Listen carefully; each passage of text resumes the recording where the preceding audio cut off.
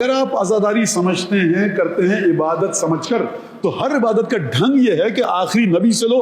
تو اگر عزاداری عبادت ہے تو اس سلسلے میں آپ آخری نبی کے پاس کیوں نہیں جاتے؟ اگر عزاداری عبادت ہے، آپ ایک کسی ریبیلین یا کسی اصلاح طلب یا کسی پولیٹیکل ریفارمسٹ کی یاد منانے نہیں جمع ہوئے ہیں.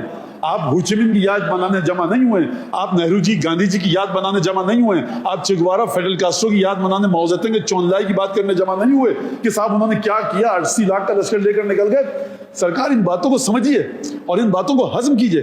جب آپ کہتے ہیں مختلف جملے کربلا کے بارے میں اور سید الشہداء کے بارے میں، دیکھیے یہ بالکل یزیدوں والا کام کیا ہے اس نے.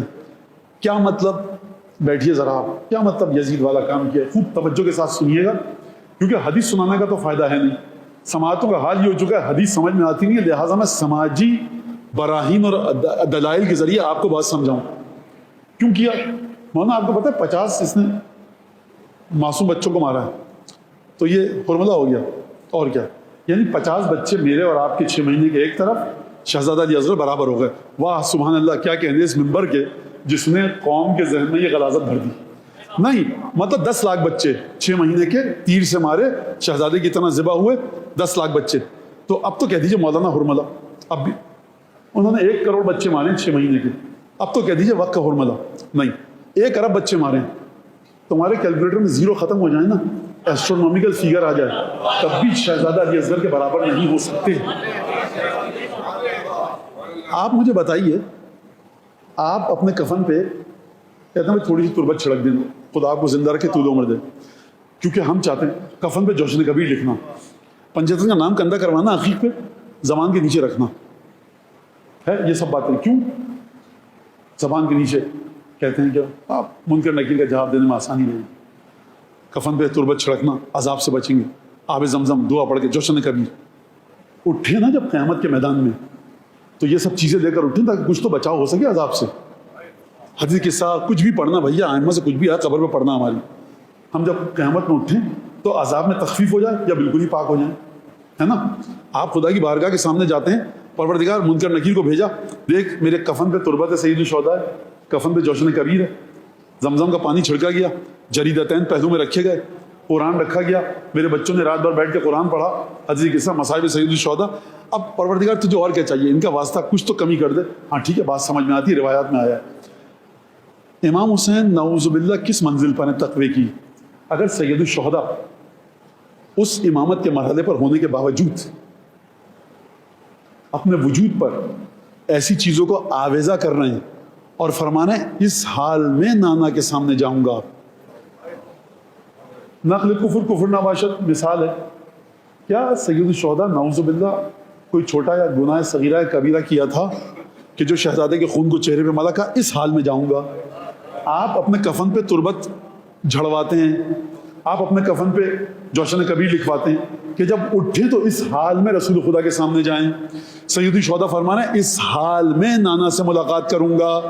تو 10 ارب 10 خرب بچے بھی اگر قتل ہو جائیں، یاد رکھیے عقائد کو اپنے ائمہ سے لیجیے. عقائد کو اپنے کتنے لوگوں کو کتنے دن پیاسا رکھ کے کوئی قتل کرے تو آپ کہیں یہ وقت کا یزید ہے. مولانا 10 لاکھ لوگوں کو اگر کوئی 3 دن پیاسا رکھے تو پھر وہ وقت کا یزید ہے.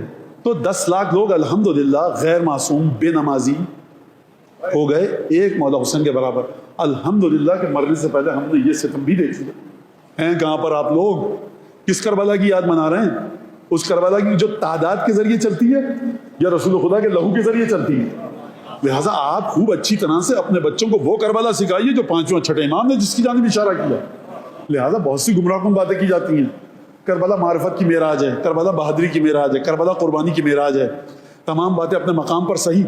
6ٹھے امام نے کربلا کے کس پہلو کو برجستہ، پرومیننٹ اور ابھارنے کا حکم دیا؟ غدیر کا دن ہے، کسی گھر میں موت ہو گئی، اب آپ کہیں نہیں بھائی ہمیں عزاداری نہیں کرنی، دفن کر کے مسکرا کر ملیں گے. غدیر کے دن ہے، بہت ثواب ہے. اور جو ہم میلاد وغیرہ کریں گے، نظر نیاز کریں گے غدیر کی، وہ اپنے مرنے والے کو ابھی دفن کر کے آئیں. غدیر کا دن ہے، آپ غمگین ہیں، لیکن حکم مولا ہے، اس لیے آپ غم کو دبا کر خوشی کا اظہار کر رہے ہیں. عاشور کا دن ہے، اب ذرا پلٹا لیجیے مثال کو. عاشور کا دن آیا، مولا علی ہیں، حدیث ہے اپنی مجالس کو زینت دو علی کے ذکر کے ذریعے. کبھی آپ نے دیکھا جو صبح عاشور ہمایاں کی مرکزی مجلس ہوتی ہے اس میں جناب امیر کے قصیدے پڑھے گئے ہوں؟ اگر پڑھنے بیٹھ بھی جائے تو الحمدللہ کچھ بزرگ ایسے ہیں کہ جو ٹوک دیں گے. کیوں؟ آج خوشی کا دن نہیں ہے. سرکار مولا علی کے قصیدے جناب امیر کے قصیدے سن کر بھی جو خوشی حاصل ہو وہ عاشور کے دن کی نیت نہیں ہے. کتنی چھان پھٹک کے بعد, کتنی جانچ پڑتال کے بعد, اور کتنا چننے اور بیننے کے بعد کربلا آپ تک پہنچی ہے. لہٰذا آپ کو جو رسول خدا نے کہا ہے کربلا کے جس پہلو کو برجستہ کرو, کربلا کے جس پہلو کو ابھارو, آپ اس پہلو کی طرف جائیے. عقل لاکھ کہے, شعور لاکھ کہے کہ توحید کی فتح تھی, عقل لاکھ کہے کہ شجاعت تھی, شعور لاکھ کہے کہ جمع مردی تھی, پامردی تھی, استقلال تھا, پائے استقلال حسین ابن علی میں لغزش نہیں آئی. لیکن یہ چیزیں آپ کو نمایاں نہیں کرنی ہیں. آپ کو کربلا میں وہ چیز نمایاں کرنی ہے کہ جس کا چھٹے اور پانچویں امام نے حکم دیا. عقل کہہ رہی ہے سبحان اللہ حسین ابن علی نے کیا کام کیا, لیکن فرمان رسول خدا ہے کہ سبحان اللہ کہہ کر تعریف مت کرو, میرے نواسے کے مصائب سن کر آنسو بہاؤ. برائے مہربانی ہمارے اس چینل کو لائک کیجیے, شیئر کیجیے, کمنٹ کیجیے اور سبسکرائب کیجیے اور بیل آئیکن کو پریس کیجیے تاکہ آگے بھی ہماری ویڈیوز آپ کو برابر ملتی رہیں.